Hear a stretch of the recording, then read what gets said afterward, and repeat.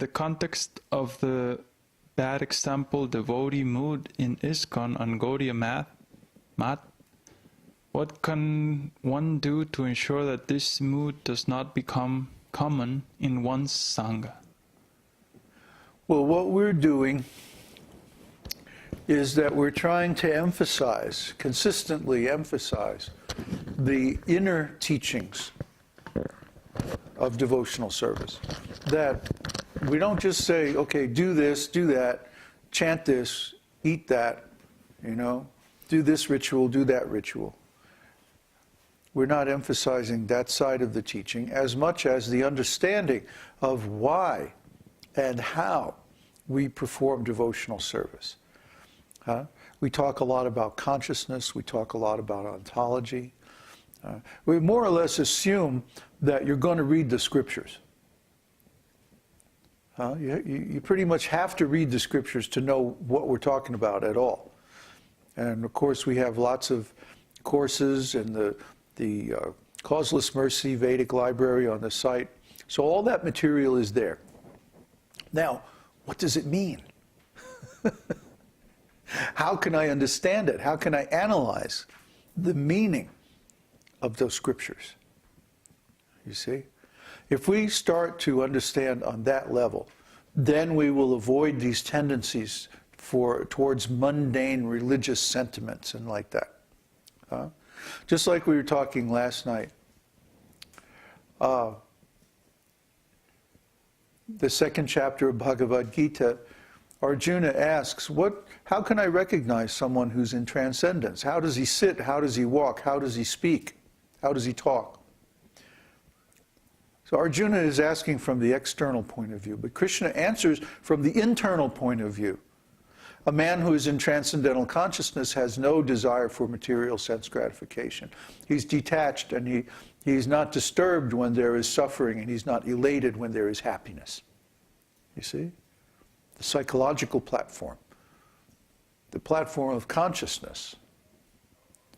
So we are also instructing our students to view devotional service from the platform of consciousness, from the platform of the inner self.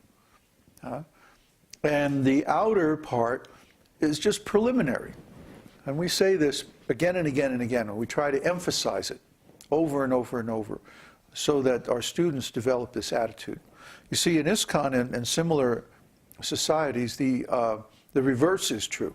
They emphasize the outer. You get up at this time, you show up in the temple room dressed in uniform with tilak, and then you go through this ritual, 2, 3, 4.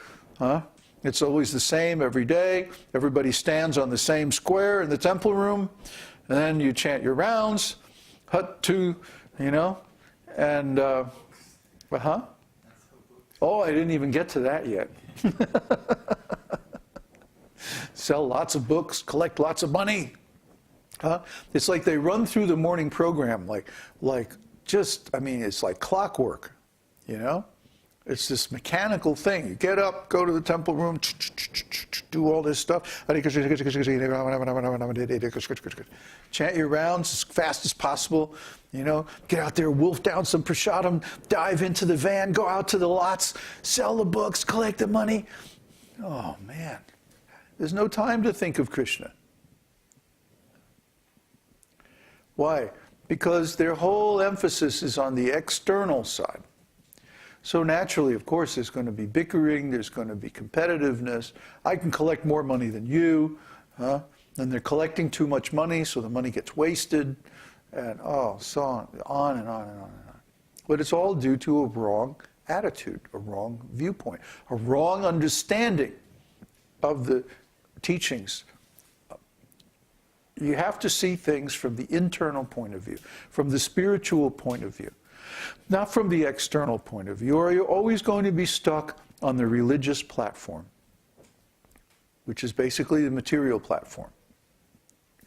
You're not going to be able to transcend that and actually attain the spiritual platform. So this is critical, this is crucial. Even if you can't follow all the rules and regulations of the external part. If your attitude is right, you'll make progress. You see? It's really a matter of having the right attitude. So we would much rather see somebody with the right attitude whose practice is a little weak than somebody who is practicing all the things perfectly like a robot. And they're not even thinking about their attitude. Because then as soon as there's any little problem, they're going to get into projection and blame other people and start bickering and fighting. And then you get a bunch of people like that all in the same temple, and it's hell. It's just hell. I've been through that. I've been through years of that. And when I founded this preaching mission, I was determined that it was not going to wind up like that. So I did a lot of research and a lot of thinking of how it could be done better. And the conclusion I reached was very simple. We just have to follow the actual teaching. The actual teaching is there in Bhagavad-gītā on every page. You don't look at the outer qualities of a person. You emphasize the inner quality of a person. When Krishna says, gives his instructions on how to perform devotional service, he doesn't say, go out and collect a lot of money for me. He says, no, think of me. Manmana bhava madbhakto. If you want to be my devotee, think of me.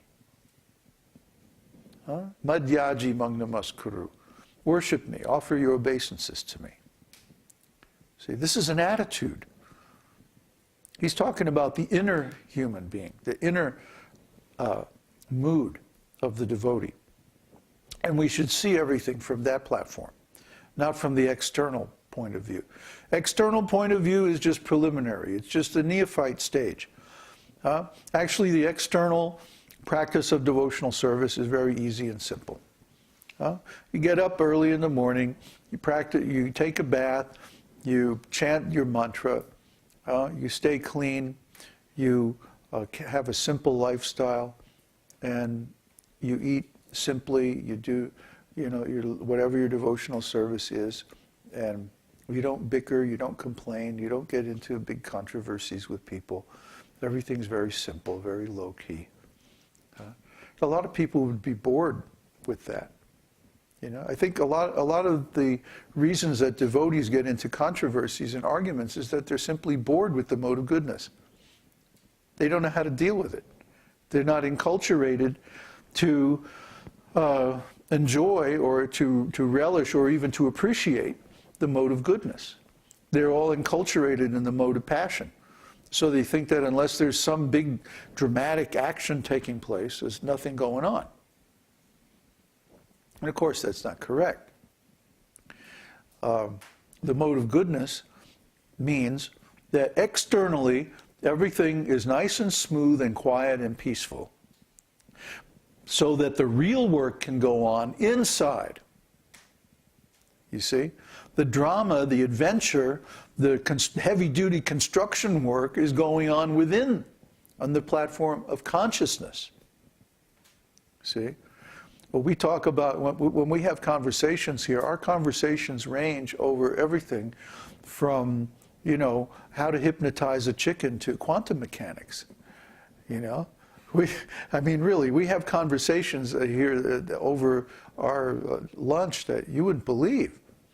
And sometimes you come out of there with your head spinning like, oh, wow, Because there's a lot going on inside, 1 minute we'll be talking about compost, and the next minute we'll be talking about cloud servers on the internet, and this is all practical stuff that we're doing. You see? So the real work is taking place on the internal platform. See? Like if you want to have a successful website, what's the key? You go get the most expensive server. We were just talking about that today. You go to some providers like Akamai and you pay, what was it, $42 a gigabyte per year? Per month. Holy cow. Oh man, that's crazy. But other places you go, you get almost the same service for like 42 cents 100 times less money. So question is, what do you want to do? Do you want the name? Do you want the fame? Do you want the big, the Mercedes hood ornament, that you can show off to everybody? Hey, look at me! I got the big name. Sadhu Sangha Guru Ananda Das Adhikari Maharaj. I got the big name. Or do you want, really, what you want is the internal satisfaction of meeting Krishna within and exchanging ecstatic devotional pastimes on the platform of consciousness. That's what everybody really wants. But we're not expert enough. That's our problem. We have no cultural background in consciousness. We have no scientific understanding